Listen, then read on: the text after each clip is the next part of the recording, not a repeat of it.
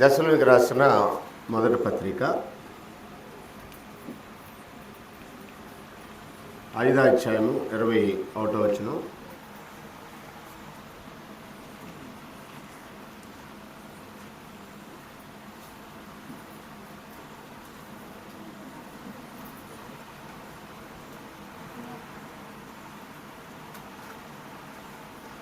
గ్రంథాన్ని పరిశీలించి చదివినప్పుడు అందులో మేలు కీడులు మనకి అర్థమవుతాయి.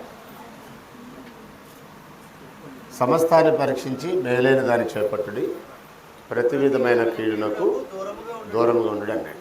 యెషయా గ్రంథం 34:17 16 చూడండి ఒకసారి.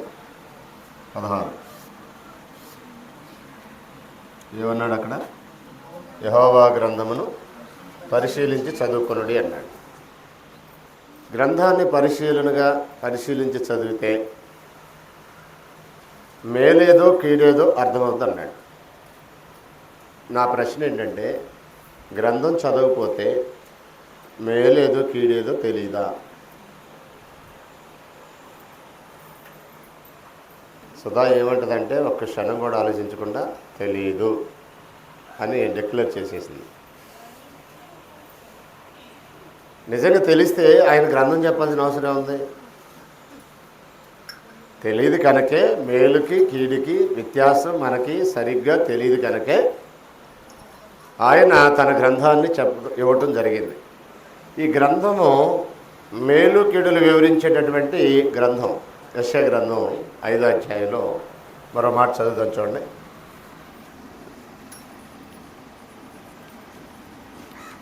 5:20 అనుకుంటు చూడండి ఒకసారి.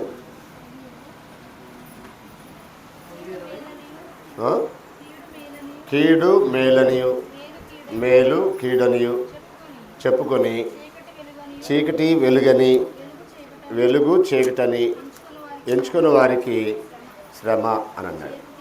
చేదు తీపని తీపి చేదని ఎంచుకున్న వారికి శ్రమ. ఒక మాట ఈ విషయం జాగ్రత్తగా ఆలోచించండి. Reverse understanding and reverse choosing అంటే వ్యతిరేకంగా అర్థం చేసుకోవటం, వ్యతిరేకంగా తీర్మానం చేసుకోవటం అనేది మనుషుల్లో సహజంగా జరుగుద్దని చెప్తున్నాడు. మేలునేమో కీడని, కీడునేమో మేలని, మంచినేమో చెడని, చెడునేమో మంచని, చేదునేమో తీపని, తీపినేమో చేదని ఎంచుకుని వారికి శ్రమ అన్నాడు. అలాంటి రివర్స్ చూజింగ్ పీపుల్ ఉంటారని చెప్తున్నాడా, అసలు లేకపోయినా చెప్తున్నాడా? పర్సంటేజ్ ఏది ఎక్కువ ఉంటుంది? నేను అడిగే ప్రశ్న ఏంటంటే, మేలుని మేలుగా కీడుని కీడుగా అర్థం చేసుకునే మనుషులు ఎక్కువ ఉంటారా? మేలునేమో కీడని, కీడునేమో మేలని, తీపినేమో చేదని, చేదునేమో తీపని ఎంచుకునే ఇలాగా అలాంటి వాళ్ళు ఎక్కువ ఉంటారా? సెకండ్ కేటగిరీ అంటే రివర్స్ యూజింగ్ పీపులే అధిక శాతం ప్రజలు ఉంటారు. ఉదాహరణకి ఒక డ్రగ్స్కి అడిక్ట్ అయిన వాడిని తీసుకుంటే అది ఎంతో హాయినిస్తున్నట్టుగా వాడి ఫీలింగ్. ఒక మందు తాగేవాడు కానీ, సిగరెట్ తాగేవాడు కానీ, ఇంకేదన్నా డ్రగ్స్కి అడిక్ట్ అయిన వాళ్ళు కానీ మనం వలకరిస్తే అది లేకపోతే ఉండలేనంతగా అడిక్ట్ అయిపోతారు. అసలు అది లేకపోతే ఇంకాడికి జీవితమే బ్రతకలేమన్నట్టుగా అయిపోతారు. వాస్తవానికి అది చేదుని తీపిగా ఎంచుకుంటున్నాడు. అది చేదో తీపా, అది విషం అని దాన్ని అమ్మేవాడు చెప్తాడు. సిగరెట్ అమ్మేవాడు ఇంతకుముందు ఏం చేసేవాళ్ళంటే ఆరోగ్యానికి హానికరం అని రాసి అమ్మేవాడు ఇంగ్లీష్లో. Smoking is the injuries the health అని ఇంగ్లీష్లో రాసి అమ్మేవాడు. ఇప్పుడు ఇంకొంచెం అప్డేట్ అయిపోయి ప్రభుత్వం వాళ్ళకి ఆంక్షలు ఏమి విధించిందంటే, అసలు సిగరెట్ తాగితే ఏ రోగాలు వస్తాయో, ఏ పాటలు డ్యామేజ్ అవుతాయో, డ్యామేజ్ అయిన పాటలు ఫోటోలు తీసి సిగరెట్ పెట్టి మీద వేసి అమ్ముతున్నారు. అవునా? ఈ పాన్పరాగ్ అనే దాని మీద తేలు బొమ్మ వేసి అమ్ముతున్నారు. గుట్కాల మీద, పానకాల మీద ఈ చెంపలు బొక్కలు పడిపోయి కుళ్ళిపోయిన చెంపని వేసి అమ్ముతున్నారు. అది విషమని దాన్ని తయారు చేసేవాడే చెప్పి మరీ అమ్ముతున్నాడు. గవర్నమెంట్ అసలు దానికి ఎందుకు పర్మిషన్ ఇచ్చిద్దో ఇప్పటికీ నాకు అర్థం కాని విషయం. ఇప్పుడు ఆ బొమ్మలేసి అమ్మమని చెప్తూ ఎందుకు అసలు దాన్నే బ్యాన్ చేయొచ్చు కదా. ప్రజల ఆరోగ్యాలను పాడు చేసే ప్రోడక్ట్కి లైసెన్స్ ఇటువంటి గవర్నమెంటు, ప్రజల జీవితాలను పాడు చేసే పొగాకు పంటకి రైతుకి పర్మిషన్ ఇవ్వటువంటి, రైతులు అసలు పొగాకు పంట పండించడానికి ఎందుకు పర్మిషన్ ఇవ్వాలి? పొగాకు వల్ల ఎవరికైనా మేలుందా? పొగాకు పండించడానికి అసలు రైతు ఎందుకు ముందుకు రావాలి? నాకు అక్కడ దాకా వెళ్ళిపోయింది ఎప్పుడు, నా చిన్నప్పుడే. నిజంగా దాంట్లో అంత హాని ఉంటుంది అన్నప్పుడు, అది అంత ప్రమాదం అని తెలిసినప్పుడు, బాధ్యత గల ప్రభుత్వాలు ప్రజా జీవితాలని బాగు చేయాలనుకుంటే అసలు ఆ ప్రజా జీవితాలను పాడు చేసేటటువంటి ప్రొడక్ట్కి, ఆ కంపెనీలకి, ఆ ఉత్పత్తులకి పర్మిషన్ ఎందుకు ఇస్తున్నారు? వాళ్ళ వ్యక్తిగత లాభానికి అలాంటి వాటికి పర్మిషన్లు ఇస్తున్నారు. ప్రజలు ఏమైపోయినా పర్లేదు, మేము బాగుండాలి. ఎక్కడికి వచ్చిందో తెలుసా? మద్యం నిషేధిస్తే ప్రభుత్వాలు నిలబడవు, మద్యం ద్వారానే ప్రభుత్వానికి బలమైన ఆదాయం. ఏ రాష్ట్రంలోనైనా ఈ దేశంలో మద్యం నివారించినట్లయితే ఆ రాష్ట్రానికి సరిపడిన ఆదాయం రాదు. అందుంటేనే అప్పుల పాలైపోతున్నాయి రాష్ట్రాలు. బీహార్లో ఉందంట, అది ఎంతగా సక్రమంగా అమలు అవుతుందో మనకు తెలియదు. మొత్తం మీద బీహార్లో మద్యం నిషేధం ఉందంట. మన రాష్ట్రంలో కూడా కొంతమంది ప్రయత్నించారు, కానీ అది అవ్వలేదు. ఎందుకు ఇలా చేస్తున్నారని మనం ఆలోచన చేస్తే ఖచ్చితంగా తెలిసి కూడా దాని పర్మిషన్ ఇస్తున్నారు. పైగా అది ఎంత ప్రమాదమో చెప్పి మరీ పర్మిషన్లు ఇస్తున్నారు. అయినా సరే ఎన్ని అడ్వర్టైజ్మెంట్లు చేసినా, ఎంత పబ్లిసిటీ చేసినా దానికి ఎడిట్ అయిన వాళ్ళు దాన్నే కోరుకుంటున్నారంటే అర్థం ఏంటి? చేదుని తీపని ఎంచుకుంటున్నారా లేదా? అది చేదా తీపా? విషమా కాదది? విషమని తెలిసి కూడా దాన్ని ఎందుకు కోరుకుంటున్నారు? That is the river choosing. అది వ్యతిరేకంగా ఎంచుకోవటం. మేలుని కీడని, కీడుని మేలని, తీపిని చేదని, చేదుని తీపని ఎంచుకున్న వారికి శ్రమ అన్నాడు. నిజంగా అది చాలా ప్రమాదం. కుటుంబాలు పతనమైపోతున్నాయి, జీవితాలు సర్వనాశనం అయిపోతున్నాయి, ఆయుష్ అర్ధాంతరంగా ముగిసిపోతుంది. ప్రసంగి 7:17 చెప్పాడు కదా, అధికంగా దుర్మార్గ పనులు చేయమాక, బుద్ధిహీనంగా తిరగమాక, నీ కాలమునకు ముందే నువ్వు చావనేలా అని అన్నాడంటే ఆయుష్కాలం అర్ధాంతరంగా ముగిసిపోతుంది. కారణం ఏంటంటే ఎడిట్ అవ్వకూడని వాటికి ఎడిట్ అయిపోతున్నారు. కానీ బైబిల్ చదివేవాడికి ఏం జ్ఞానోదయం కలుగుతుందంటే మేలంటే ఏంటో, కీడంటే ఏంటో, తీపంటే ఏంటో, చేదంటే ఏంటో తెలుస్తుంది. నేను ముందే చెప్పా, నామకార్థానికి బైబిల్ పట్టుకొని వెళ్ళి దాన్ని అస్సలు ఫాలో అయిన వాళ్ళు 90% ఉన్నారన్న చూడండి. వాళ్ళ సంగతి కాదు ఇది. ఓ 10% ఎవరైతే భక్తితో దాన్ని చదివి దాని జీవితానికి అన్వయించుకొని అది చెప్పినట్టుగా నా జీవితం ఉందా లేదా అని చెక్ చేసుకున్న తర్వాత దాని ప్రకారం బ్రతకడానికి ప్రయత్నించే వాడికి అది మేలు చేస్తుంది, బాగు చేస్తుంది జీవితాన్ని. నలుగురు ఇటుపోయినా పర్వాలా, నేను మాత్రం ఇలాగా ప్రత్యేకంగా ఉంటానని పరిశుద్ధమైన జీవితాన్ని జీవించేటట్టుగా వాడిని ప్రేరేపిస్తుంది. అది ద్వితీయోపదేశ కాండంలో 30వ అధ్యాయము 19-20 వచనాలు ధర్మశాస్త్రం ఇచ్చిన తర్వాత దాని యొక్క సారాన్ని గురించి మాట్లాడుతున్నాడు చూడండి.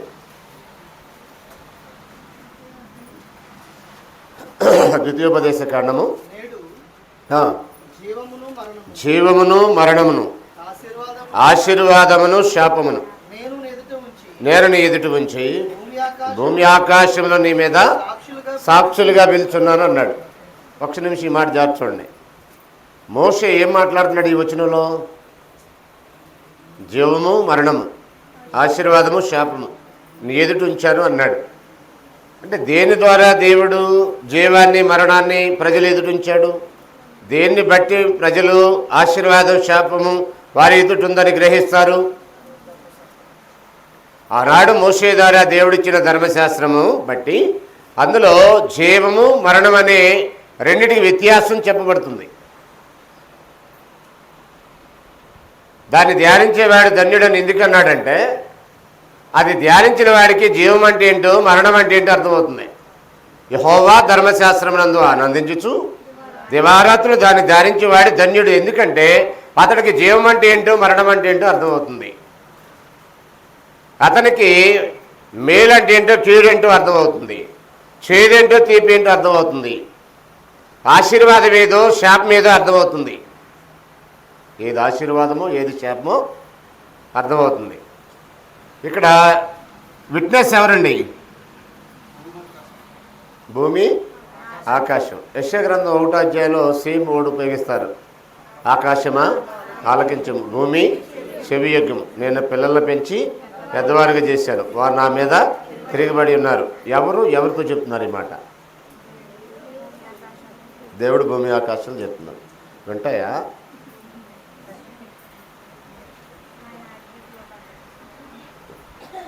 అయ్యేవండి మనం ఇంట్లో వింటాయా అని అనగానే ఎస్ అవి వింటున్నాయి, మనమే వింటలేదని చెప్పాలి మీరు. బైబిల్ అర్థమైతే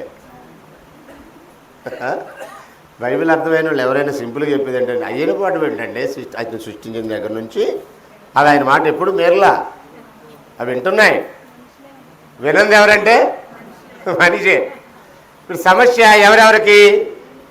మనిషికి దేవుడికి మధ్యలో వాళ్ళేంటి? They are witness.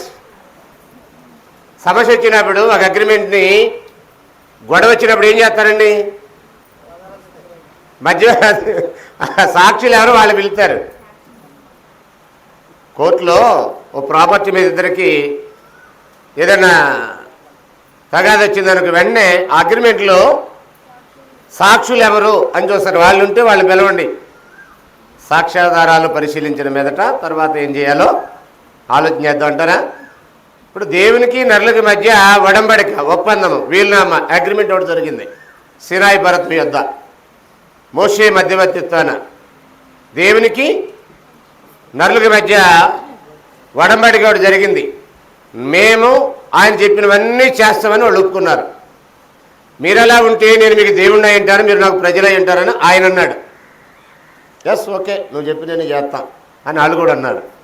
అన్నారా? అగ్రిమెంట్ ఏంటి ఇద్దరి మధ్య చూద్దాం ఒకసారి. నిర్గమాకాండం 19:4 చూడండి. దేవుని సైడ్ నుంచి ఆయన ఏం రిక్వైర్మెంట్ ఏంటి? దేవుని రిక్వైర్మెంటు నిర్గమాకాండం 19:4 వచనాల్లో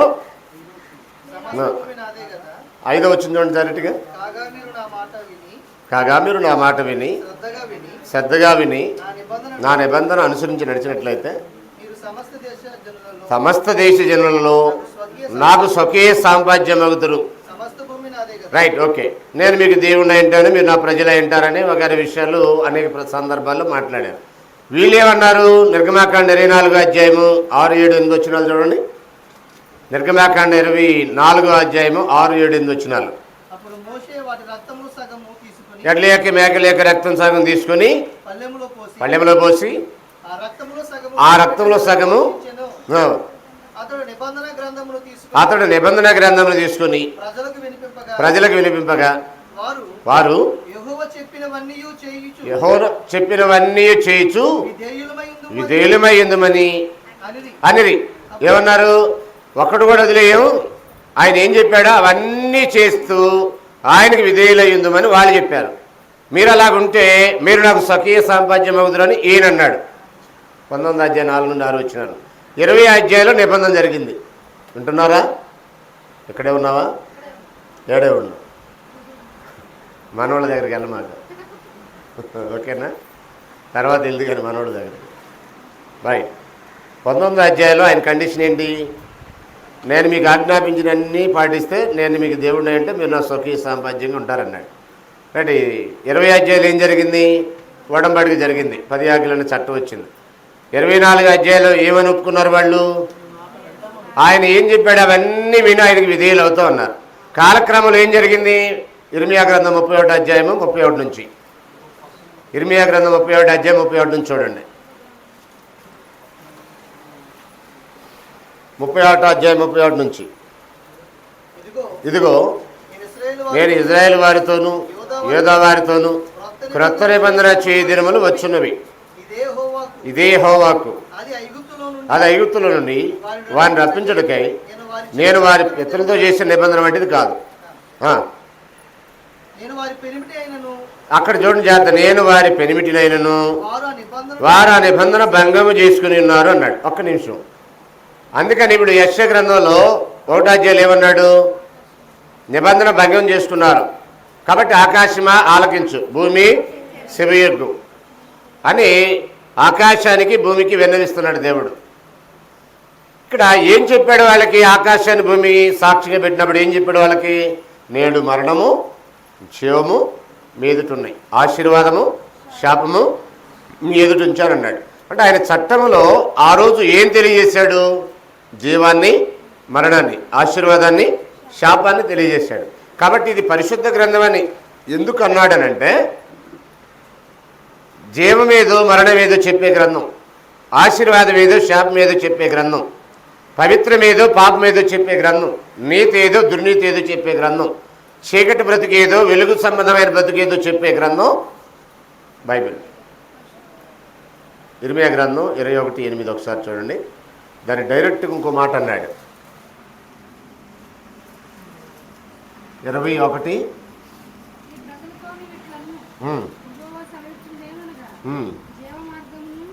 21:8గా 21:8 జీవ మార్గము మరణ మార్గము మీ ఎదుట పెట్టి ఉన్నాను అని అన్నాడు. అంటే మోషే ద్వారానే కాకుండా ఇర్మియా ద్వారా, అంటే ప్రవక్తలందరి ద్వారా ఆల్మోస్ట్ ఏం చెప్పించాడు దేవుడు తన ప్రజలకి? మీ ఎదుట జీవం పెట్టాను, మరణం పెట్టాను, ఏం కావాలనేది మీరు కోరుకోండి. నన్ను హత్తుకొని మీరు ఆరోగ్యంగా ఉండాలంటే నేను చెప్పిన మాటలు గైకొనాలని 20 వచనంలో అన్నాడు ద్వితీయోపదేశకాండంలో. మీరు నన్ను హత్తుకొని ఉండాలంటే నా మాటలు గైకొనాలి, నన్ను హత్తుకొనున్నట్లు నేను మీకు ఆజ్ఞాపించినవన్నీ గైకొనాలని చెప్పాడు. ఒక మనిషి సజీవంగా చనిపోకుండా ఉండాలంటే ఆయన మాటల్ని గైకొనాలంటున్నాడు. ఇక్కడ సజీవుడు చనిపోవటం అనే మాటకి అర్థం ఏంటి? జీవము మరణం అనే దానికి అర్థం ఏంటి? జీవానికి నిర్వచనం ఏంటి అక్కడ? చదవండి 30 అధ్యాయం 20 వచనం. ద్వితీయోపదేశకాండం 30 అధ్యాయం 20 వచనం. ద్వితీయోపదేశకాండం 30 అధ్యాయం 20 వచనం చూడండి. మీ పితరులైన అబ్రహాము ఇస్సాకు యాకోబులకు ఆయన ప్రమాణం చేసిన దేశంలో మీరు నివసించినట్లు యెహోవాయే నీ ప్రాణమునకు నీ దీర్ఘాయుష్కును మూలమై ఉన్నాడని, కాబట్టి నీవును నీ సంతానమును బ్రతుకుచు నీ ప్రాణమునకు మూలమైన నీ దేవుడిని యెహోవాను ప్రేమించి ఆయన వాక్యమును విని ఆయనను హత్తుకొనున్నట్లు జీవమును కోరుకునుడి. ఇప్పుడు మీకు ఒక విషయం క్లారిటీ ఇవ్వాలి. మన ఎదుట జీవము మరణం ఉన్నాయి అనుకుందాం. ఆ రోజు ఇశ్రాయేలుకు ఉన్నట్టు మన ఎదుట కూడా ఉన్నాయి అనుకుందాం, లేదా వాళ్ళ ఎదుట ఉన్నాయి. ఇప్పుడు వాళ్ళు జీవాన్ని కోరుకున్నారంటే ఏం చేశారని అర్థం? ఆయన హత్తుకొనినట్లు జీవమును కోరుకునుడి అని అన్నాడు. ఇప్పుడు మరణం అంటే ఏంటి? అక్కడ ఆయన హత్తుకోకుండా వేరైపోవటం. మరణానికి డెఫినేషన్ ఏంటంటే సపరేషన్, వేరైపోవటం, విడిపోవటం, ఎడబాటు చెందటం అని అన్నాడు. మరణము అనే మాటకు అర్థం ఎడబాటు. ఎవరి నుంచి? దేవుని నుండి. దీన్ని స్పిరిచువల్ డెత్ అంటారు.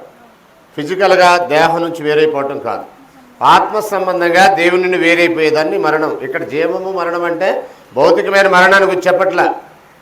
దేవునితో కలిసి ఉంటావా, దేవుని నుండి వేరే చనిపోతావా? జీవం అంటే దేవునితో కలిసి ఉంటాం, మరణం అంటే దేవుని నుండి వేరైపోవటం. జీవం అంటే దేవునితో కలిసి ఉండటం, మరణం అంటే దేవుని నుండి వేరైపోవటం. అంటే జీవన మరణాలకు సంబంధించి పరిశుద్ధుడైన దేవునితో నువ్వు ఆయన్ని హత్తుకొని ఉండాలంటే ఆయన ఈ మాటలు చెప్పాల్సిన అవసరం ఏర్పడింది. నేను పరిశుద్ధుడనై ఉన్నాను గనక మీరును పరిశుద్ధులైనడని చెప్పినటువంటి ఈ మాట నెరవేరాలంటే ఆయా కాలాల్లో దేవుడు ఏం చెప్పాడంటే, మీరు నా వలే పరిశుద్ధులుగా ఉండి నన్ను హత్తుకుని ఉండాలంటే నేను మీకు ఆజ్ఞాపించినవన్నీ గైకొనాలన్నాడు. అలా గైకునేవాడు పరిశుద్ధుడుగా జీవిస్తాడు. అందుకే దీన్ని పరిశుద్ధ గ్రంథం అన్నాడు. ఇది పరిశుద్ధ గ్రంథం అని ఎందుకు అన్నాడనంటే, పరిశుద్ధుడైన దేవుని హత్తుకుని జీవించడానికి ఇదే సరి అయినటువంటి ఉపదేశం. దీనికి వేరుగా ఇంకే ఉపదేశము పనిచేయదు, లేదు. ఏ కాలంలో ఉన్న మనుషులకైనా నేడైతే దేన్ని బట్టి అన్నాడు, ధర్మశాస్త్రానికి వేరుగా దేవుని నీతి బయలుపడుతుంది అన్నాడు కదా. ఇక్కడ ఆనాడు ధర్మశాస్త్రము దేవుని హత్తుకునేలాగా చేస్తుంది, దాన్ని పాటిస్తే. ఈనాడు దానికి వేరుగా వెలువడినటువంటి క్రొత్త నిబంధన దేవుని హత్తుకునేలాగా చేస్తుంది. అందుకే దీన్ని ఏమన్నాడనంటే 8:1 చూడండి. ఇక్కడ 8 రోమపత్రిక 8:1-2 రోమిలికి రాసిన పత్రిక 8:1-2 చూడండి. కాబట్టి ఇప్పుడు క్రీస్తు యేసునందు ఉన్న వారికి ఏ శిక్ష విధి లేదు. క్రీస్తు యేసునందు జీవమునిచ్చే ఆత్మ యొక్క నియమము పాప మరణముల నియమం నుండి నన్ను తప్పించను. ఎట్లనగా ధర్మశాస్త్రం దేన్ని చేయజాలకపోయాను అంటే, అది చేయజాలకపోయిందంటే దాన్ని నెరవేర్చేట్లో వీళ్ళు విఫలులయ్యారని అర్థం.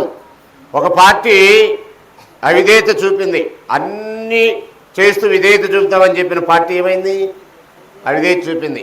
అందువల్ల దానివల్ల ఎవడు నీతిమంతుడిగా తీర్చబడలేని పరిస్థితి ఏర్పడింది. అయితే ధర్మశాస్త్రం దేన్ని చేయజాలకపోయానో దేవుడు దానిని చేశాడు. ఎలా చేశాడు? క్రీస్తు యేసునందు జీవమునిచ్చే ఆత్మ యొక్క నియమం ద్వారా. అదే ధర్మశాస్త్రానికి వేరుగా వెలువడినటువంటి దేవుని నీతి. 3:21 ఇట్లుండగా ధర్మశాస్త్రమునకు వేరుగా దేవుని నీతి బయలుపడింది అన్నాడు. ఏంటది? జీవమునిచ్చే ఆత్మ యొక్క నియమం. ఇక్కడ జీవమునివ్వటం అంటే ఏంటి?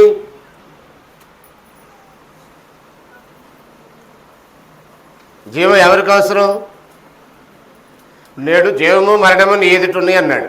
జీవాన్ని కోల్పోయిన వాడికి జీవం అవసరం. నాడైనా నేడైనా జీవాన్ని ఇచ్చేది దేవుని యొక్క వాక్యం. అందుకే యేసు అన్నాడు, నేను మీతో చెప్పిన మాటలు ఆత్మయు జీవమునై ఉన్నవి అని అన్నాడు. యోహాను సువార్త 6:63 ఆత్మయే జీవింపజేయుచున్నది, శరీరం కేవలం నిష్ప్రయోజనం. నేను మీతో చెప్పుచున్న మాటలు ఆత్మయు జీవమునై ఉన్నవి అన్నాడు కదా. సో ఆత్మయు జీవమునై ఉన్నటువంటి మాటలు ఏమిటంటే యేసు యొక్క బోధలని తెలియజేశాడు. కాబట్టి క్రీస్తు యేసునందు జీవమునిచ్చే ఆత్మ యొక్క నియమము అనేది ఒకటి వచ్చింది. అదేంటంటే క్రొత్త నిబంధన. సో ఇప్పుడు పాత నిబంధన కానీ కొత్త నిబంధన కానీ టోటల్గా 66 పుస్తకాలు ఉన్నటువంటి బైబిలు అపరాధాల పాపాల చేత చనిపోయిన వారిని బ్రతికించే గ్రంథం. మీ అపరాధముల చేతను పాపముల చేతను మీరు చచ్చిన వారై ఉండగా అంటే దేవుని నుంచి వేరైపోయిన వారు బ్రతికించబడ్డారంటే మరలా తిరిగి దేవుణ్ణి హత్తుకుంటున్నారు. ఒక మాటలు చెప్పాలంటే ఒక మంచి సత్సంబంధము దేవునితో కలిగి ఉండటం జీవం అంటే దేవునితో మనకి ఆరోగ్యకరమైన బాంధవ్యం, healthy relationship between God and human being, a good relationship between God and human being. దేవునికి నరులకు మధ్య ఉండేటటువంటి ఒక సత్సంబంధాన్ని జీవం అన్నాడు. జీవానికి బైబిల్ ఇచ్చే నిర్వచనం అది. నేను గొర్రెలకు జీవాన్ని ఇస్తున్నాను, అది సమృద్ధిగా ఇవ్వటానికి వచ్చాను అన్నాడు కదా. అంటే ఆయన చనిపోవటం ద్వారా ఏం జరిగిందంటే పాపానికి నివారణ జరిగి పరిశుద్ధుడైన దేవుని నుండి వేరైపోయిన పాపులు మరలా తిరిగి పరిశుద్ధులుగా క్రీస్తు యొక్క రక్తంతో చేయబడి తిరిగి ఆ పరిశుద్ధుడైన దేవునితో కలుసుకోగలుగుతున్నారు. అదే క్రీస్తు యేసునందు మరలా మిమ్మల్ని బ్రతికించున్నాడు. ఎఫెసీ 2 మీ అపరాధాలు పాపాల చేత మీరు చచ్చిన వారై ఉండగా మిమ్మల్ని క్రీస్తు కూడా బ్రతికించునంటే అర్థం ఏంటి? ఏ పాపం అయితే దేవుని నుంచి నిన్ను దూరం చేసిందో ఆ పాపానికి ఆయన పరిష్కారం ఇచ్చి మూల్యం చెల్లించి నిన్ను మరలా తిరిగి పరిశుద్ధుడిగా చేసి దేవునితో మరలా తిరిగి హత్తుకునేలాగా చేశాడు. అందుకే ధర్మశాస్త్రం చేయలేని దానిని దేవుడు క్రీస్తు యేసునందు చేశాడు అని అన్నాడు. చరిత్రలో ఎప్పుడు దేవుడు మనుషులు ఆయనను వేరైపోవాలని కోరుకోవాలా. ఆయనతో కలిసి ఉండాలనే కోరుకున్నాడు, కలిసి ఉండేలాగానే క్రియేట్ చేశాడు. తంత్రాల వలన వేరైపోయారు. మరలా తిరిగి ఆయన ఈ ఉపదేశం ఎందుకు ఇచ్చాడంటే మరలా ఆయన హత్తుకుని జీవించడానికి అవసరమైన సమాచారమే మన చేతిలో ఉన్నటువంటి పరిశుద్ధ గ్రంథం. అందుకని దీన్ని హోలీ బైబిల్ అని అన్నారు. ఎందుకన్నారు దీన్ని హోలీ బైబిల్ అని? జీవం అంటే ఏంటో, మరణం అంటే ఏంటో, మంచి అంటే ఏంటో, చెడు అంటే ఏంటో, చీకటి అంటే ఏంటో, వెలుగు అంటే ఏంటో, తీపి అంటే ఏంటో, చేదు అంటే ఏంటో, ఇవన్నీ నీకు నేర్పించి నిన్ను పచ్చగా భూమి మీద ఉండలాగిన పరమతండ్రితో పరిపూర్ణమైన సహవాస బాంధవం అనుభవించేలాగిన చేసే గ్రంథం. అందుకే దీన్ని హోలీ బైబిల్ అన్నారు. అయితే దీని మీద షట్టర్లు వేసేవాళ్ళు, దీని మీద కాంట్రవర్సీని క్రియేట్ చేసేవాళ్ళు కూడా లేకపోలేదు. సమాజంలో ఉన్నారా? అది పరిశుద్ధ గ్రంథం ఏంటి, అదొక భూత పుస్తకం అనే మనుషులు కూడా ఉన్నారు సమాజంలో. ఎందుకు అలాగంటున్నారని కొంచెం ఆలోచన చేసి వాళ్ళు ఏమైనా చూపిస్తున్నారా? అవి ప్రాపర్ రీజన్స్ కాదా అనేది సెకండ్. కానీ వాళ్ళు కూడా కొన్ని రీజన్స్ అనేవి చూపిస్తున్నారు. అందులో ఒకటి ఆదికాండం 19వ అధ్యాయంలో లోతు కుమార్తెల యొక్క దృష్టాంతాన్ని ఎత్తి మాట్లాడుతున్నారు. అలాగే యోధా తామారుల యొక్క దృష్టాంతాన్ని మాట్లాడుతున్నారు. ఇలాంటి సంఘటనలు రాయబడినటువంటి ఈ పుస్తకం పరిశుద్ధ గ్రంథం ఎలాగవుద్ది? తండ్రి బిడ్డలతో చేసిన కార్యాన్ని బట్టి, మామ కోడలు చేసిన ఆ కార్యాన్ని బట్టి ఇలాంటి సంఘటనలు పుస్తకాలు ఉన్నాయి కనుక, బైబిల్ ఉన్నాయి కనుక అది ఎలా పరిశుద్ధ గ్రంథం అవుద్ది అని ప్రశ్నించే వాళ్ళు ఉన్నారు. భోజనానికి వెళ్ళే ముందు 2-3 విషయాలు చెప్తాను నేను. పరిశుద్ధ గ్రంథం అని ఇప్పుడు దాకా మాట్లాడాం కదా, మరి దీనికి ఆపోజిట్గా ఇది పరిశుద్ధ గ్రంథం కాదు అని చెప్పేవాళ్ళు కూడా ఉన్నారు. అందులో కొన్ని విషయాలు ఓపెన్గా మాట్లాడాడు. ప్రజలకి అర్థం కావడానికి కొన్ని సంగతుల్ని ఓపెన్గా దేవుడు మాట్లాడాడు. కొన్ని విషయాలు చదివేటప్పుడు కొంతమంది స్త్రీలకి అభ్యంతరకరమైనటువంటి పరిస్థితులు కూడా ఏర్పడే పదాలు కొన్ని ఉన్నాయి బైబిల్లో. ఎహెజ్కేలు గ్రంథం మీరు చదివినప్పుడు అలాంటి పదాలు కొన్ని స్త్రీలు వినటానికి కూడా ఇష్టపడినటువంటి పదాలు ఉన్నాయి. అవి చదవటం వల్ల పాపమనో వినటం వల్ల పాపమనో కాదు. చదవటం పాపం కాదు, వినటం పాపం కాదు, గ్రహించటం పాపం కాదు. కానీ అలాంటి చర్యలు చేయకూడదని చెప్పడానికి అవి రాశాడు. ఆ చర్యలను సపోర్ట్ చేయడానికి అవి రాయలా. ఒక తండ్రి బిడ్డలతో పోవచ్చు అని చెప్పడానికి రాయలా. ఒక మామ కోడలతో సంబంధాలు కలిగి ఉండొచ్చు అని చెప్పడానికి రాయలేదు. అక్కడ జరిగిన 2 సంఘటనల్లో కూడా యోధాకి తెలియకుండానే జరిగిపోయింది, అలాగే లోతు కూడా తెలియకుండానే జరిగిపోయింది. అది భక్తులు దాన్ని చేయొచ్చు అని చెప్పడానికి బైబిల్లో రాయలేదు. చెప్పే కదా, దుర్నీతి అంటే ఏంటో, నీతి అంటే ఏంటో, మంచి అంటే ఏంటో, చెడు అంటే ఏంటో చెప్పాలి కనుక మంచిని చెడు రెండింటినీ రికార్డ్ చేశాడు బైబిల్లో. చెడుని రికార్డ్ చేసినంత మాత్రాన అది అపవిత్రమైన గ్రంథం అయిపోదు. మనం కూడా పిల్లలకి తప్పుడు మార్గంలోకి వెళ్తుంటే అది చేయకూడదురా అని చెప్తాం, అలాంటి పనులు చేయకూడదని చెప్తాం. చెప్పినంత మాత్రాన మనం తప్పుడు పనులు ప్రోత్సహించడమా లేక దాన్ని ఖండించడమా? యాక్చువల్గా ఆ పని దేని చేస్తారు తల్లిదండ్రులు? వాళ్ళకి లేని ఆలోచనలు పుట్టించాలనే లేక చేసిన తప్పుడు పనిని ప్రోత్సహించాలనే? చదివేటప్పుడు కాస్త ఆలోచన చేయాలి. ఇప్పుడు లోతు ప్రమేయంతో జరిగిందా ఆదికాండం 19వ అధ్యాయంలో జరిగిన సంఘటన, లేక యోధా ప్రమేయంతో జరిగిందా కోడలు మారువేషంలో జయించిన కార్యం అది? ఈ సంఘటనలు 2 కూడా మనం జాగ్రత్తగా ఆలోచన చేసినప్పుడు జరిగిన ఒక తప్పుని జరిగినట్టుగా రాశాడు. అలా చేయొచ్చు అని చెప్పడానికి రాయలా, చేయకూడదని చెప్పడానికే రాశాడు. మీకు ఒక విషయం చెప్తాను, తర్వాత పూర్తి వివరణగా చెప్పే ప్రయత్నం చేస్తాం. కాలక్రమంలో ఈ పాయింట్ మనం కొన్ని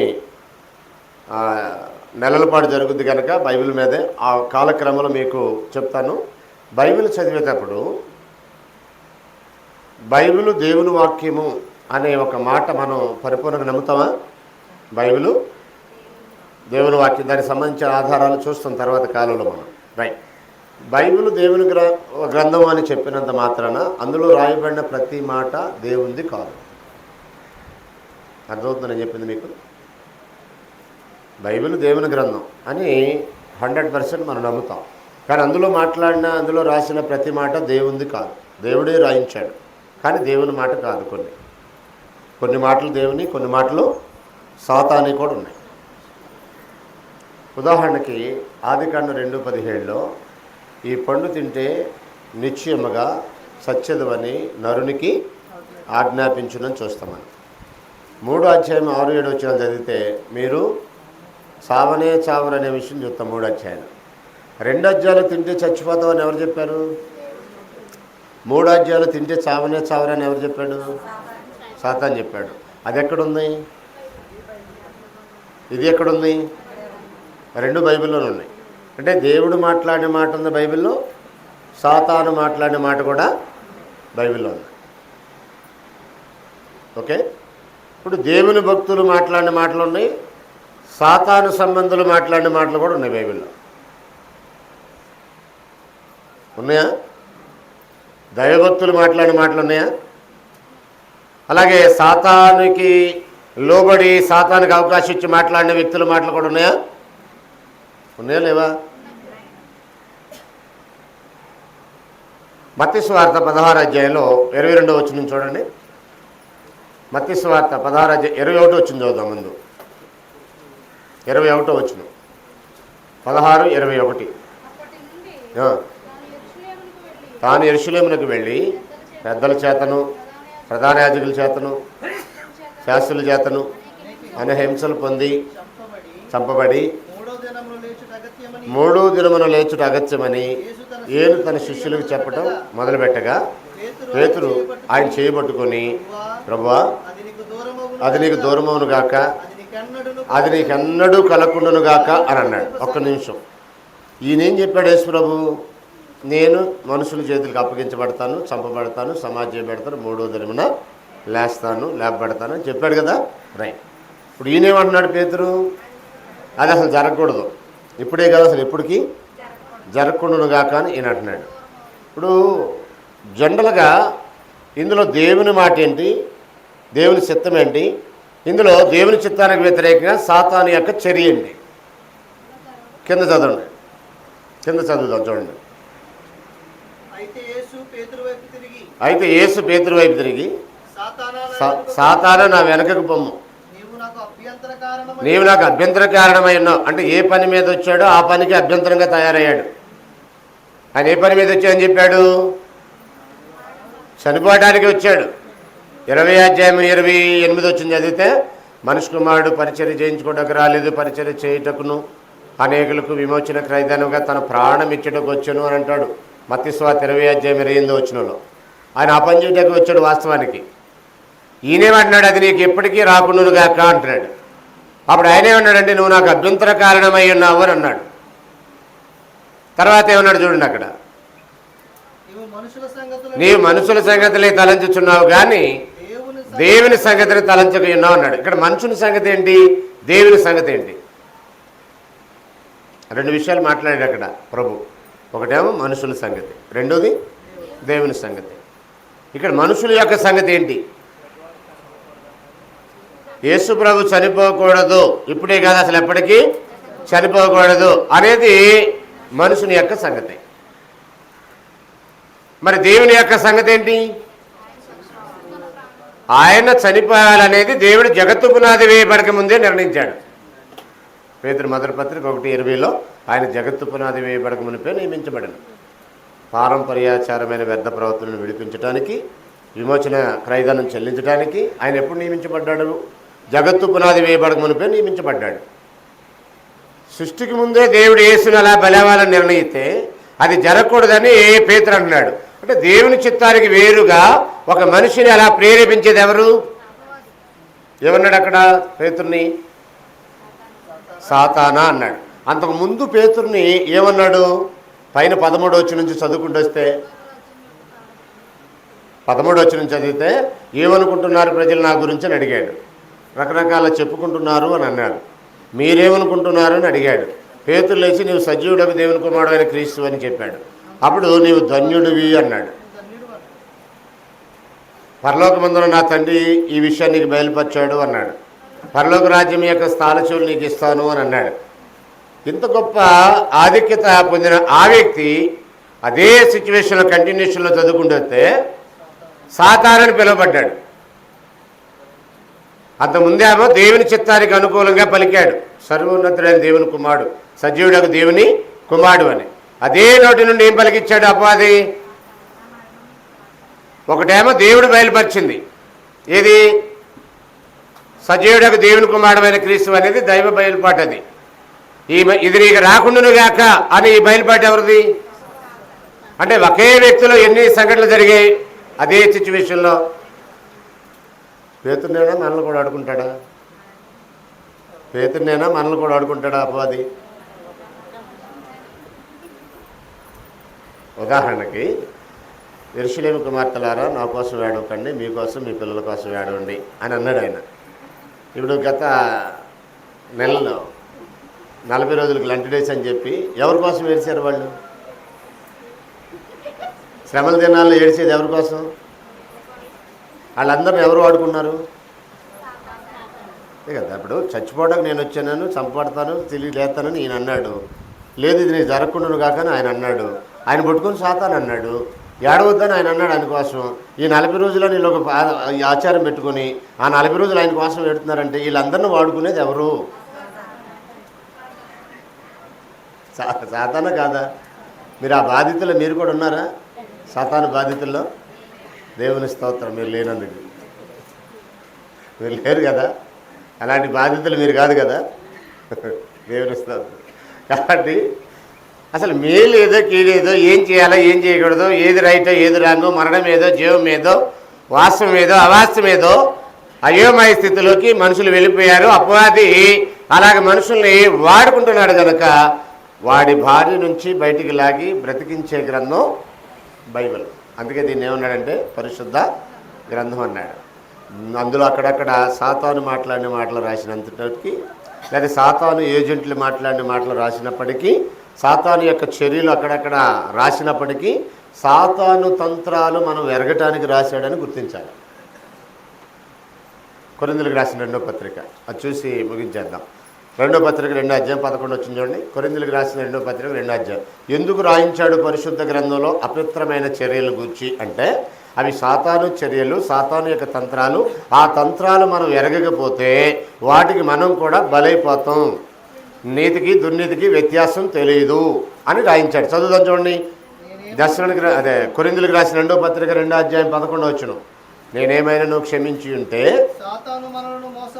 అది అందుకండి సాతాను మనలను మోసపరచకుండానట్లు మీ నిమిత్తము క్షమించును. అంటే సాతాను ఆదాము అవ్వలను ఎలా మోసం చేశాడు, సాతాను మనుషులందరినీ ఎలా మోసం చేశాడు, సాతాను ఎలాగ మనుషులందరినీ తన వైపు తిప్పేసుకున్నాడు, వాడి తంత్రాలు ఎలాగుంటాయని మనకు తెలియటానికి అందులో సాతాను వాడి యొక్క ఏజెంట్ల ద్వారా జరిగిన కొన్ని తప్పుడు పనులు ఏవైతున్నాయో వాటిని కూడా ఈ గ్రంథంలో రికార్డ్ చేశాడు.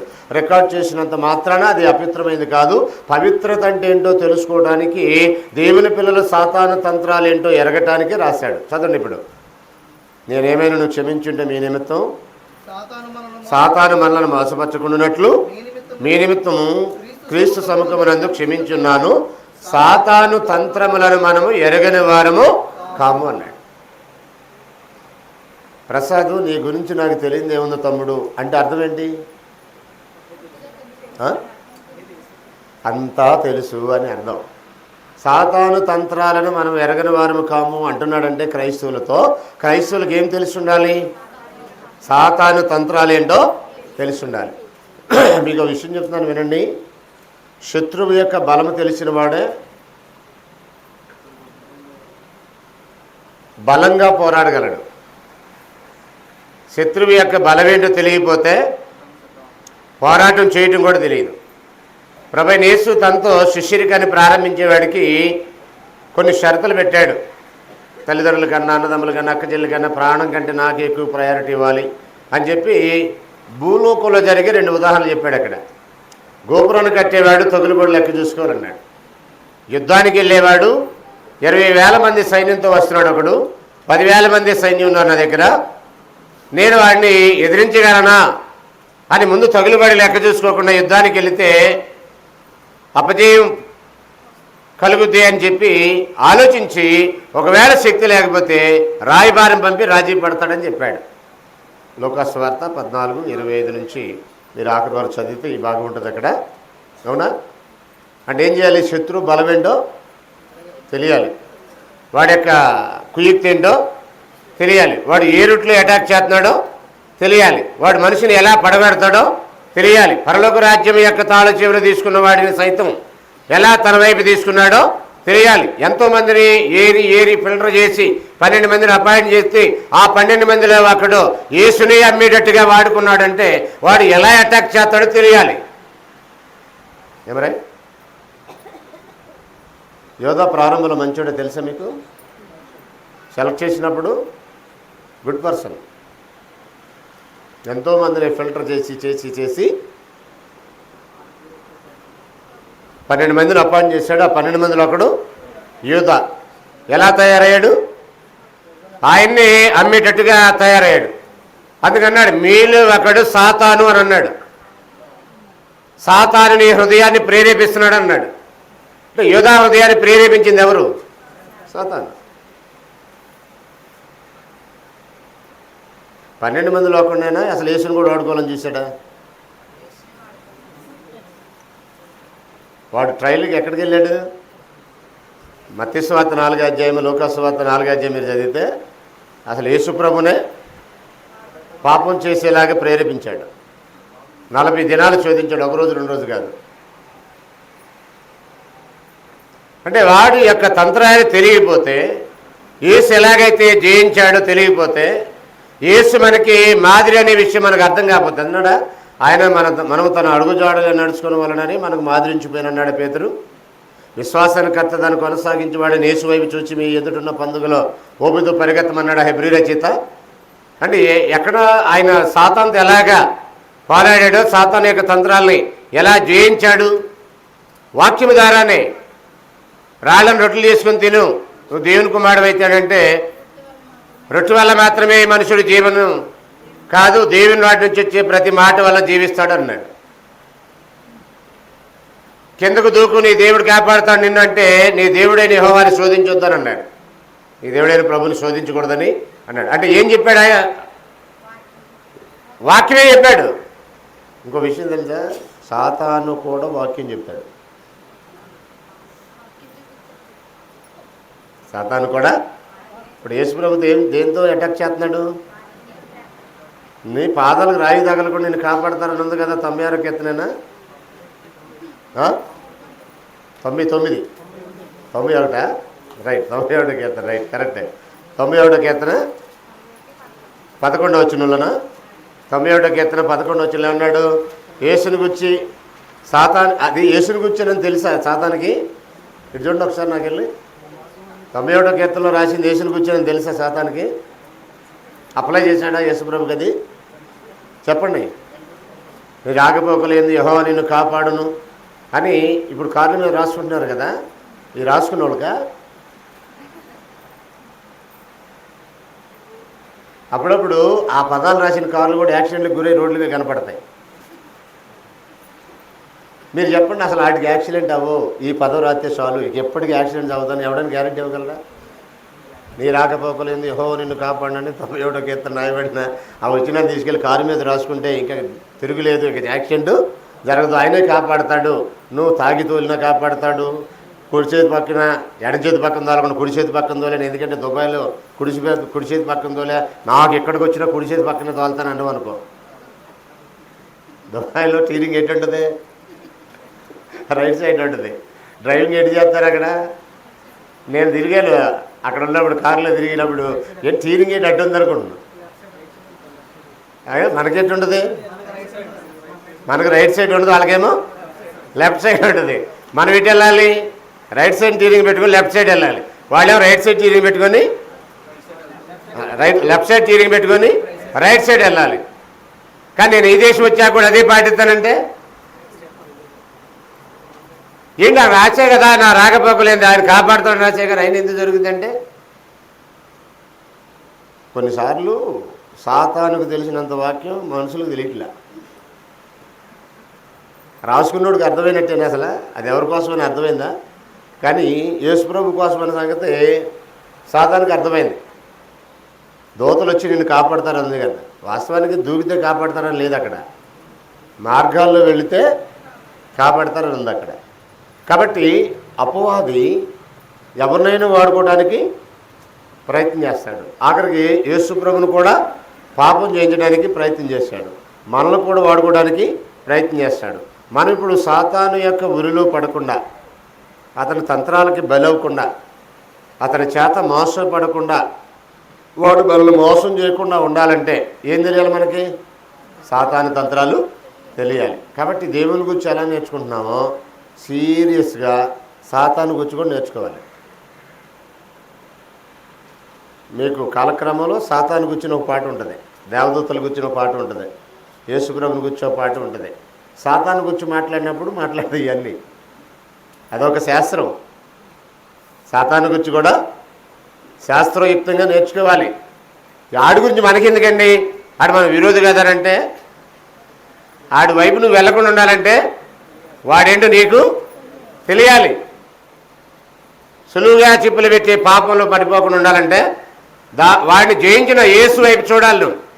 యేసు వాడిని ఎలా జయించాడో మనకు అర్థం కావాలి. భోజనం తర్వాత మరికొన్ని విషయాలు నేర్చుకోవడానికి ప్రయత్నం చేద్దాం. నేను లో స్థాయిలో ఉన్న వాళ్ళకు కూడా అర్థం కావాలని కొంచెం నిదానంగా చెప్తున్నాను. కాబట్టి మీలాంటి వాళ్ళు కొంచెం సహనంగా ఉండాలి, ఓకేనా? ఎందుకంటే వాళ్ళు వచ్చి పెద్దవాళ్ళు కూర్చున్నారు, 4 ముక్కలన్నీ అర్థం కావాలి వాళ్ళకి, నోట్స్ రాయిపోయినా చెప్పే మాటలు కనీసం అర్థం కావాలి వాళ్ళకి. కాబట్టి వాళ్ళను కూడా దృష్టిలో పెట్టుకొని మాట్లాడుతున్నాను కనుక దయతో నన్ను కొంతమంది సహించాలి. ఈ క్లాసులకు వచ్చిన వాళ్ళు ఏంటంటే కొంచెం ఇంతకుముందే విన్నప్పుడు ఏంటంటే కొంచెం పాజిటివ్ చెప్తే బాగుండని అనిపిస్తుంది ఎవరికైనా. నేను చెప్పడం ఏముంది అసలు, అది 10 నిమిషాలు చెప్పాను. ఇదంతా ఈ పూటంతా చెప్పింది నేను 10 నిమిషాల్లో ఈ 3 పాయింట్లు చెప్పేస్తా. మొదటిది గ్రంథం అంటే ఏంటి, రెండవది గ్రంథం లేక పుస్తకం దీని అర్థం, మూడవది పరిశుద్ధ గ్రంథం, ఆ పరిశుద్ధ గ్రంథం అని ఎందుకు అన్నాడు అనే దాని మీద ఈ వివరణ దేనికి ఇవ్వటం జరిగిందంటే దాన్ని నమ్మే మనకి దాని పట్ల కనీస అవగాహన అవసరం కనుక అందరూ కూడా వందనములు. భోజనం తర్వాత మరికొన్ని విషయాలు నేర్చుకునే ప్రయత్నం చేద్దాం.